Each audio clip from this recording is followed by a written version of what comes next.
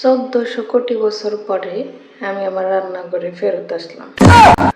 ও মা, রান্নাঘরে এসে দেখি তো রান্না করার মতো কিছুই নেই। পরে আমার জামাই একটা মাছ নিয়ে এলো। সেই মাছটারে পোস্টমর্টম কইরা তেলের মধ্যে সাঁতার কাটতে দিয়ে দিলাম। যখন সাঁতার কাটতে কাটতে এক পাশ কাঁচা হয়ে গেল, সেই পাশটারে উল্টে দিলাম, অন্য পাশটাও কাঁচা কইরা তুইলে হালাই দিলাম।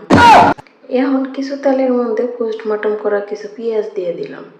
সেই পেঁয়াজটারে একটু ঘোটানাটা দিয়ে তার মধ্যে দিয়ে দিলাম শিলপাটার সাথে যুদ্ধ করা কিছু মশলাগুলোকেও তেলের সাথে সাঁতার কাটাইলাম। কাটাইয়া দিয়ে দিলাম মঙ্গল গ্রহ থেকে আনা কিছু সিমেন্ট, যেটা সাদা লবণের মতো দেখতে।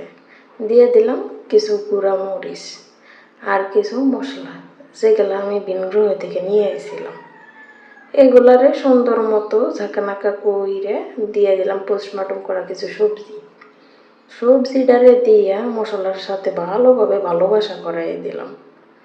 ভালোবাসা করাই দিয়ে এনে দিয়ে দিলাম আমার কলিজাটা কাটতে একেবারে টুকরা কইরে, লাল লাল কলিজা।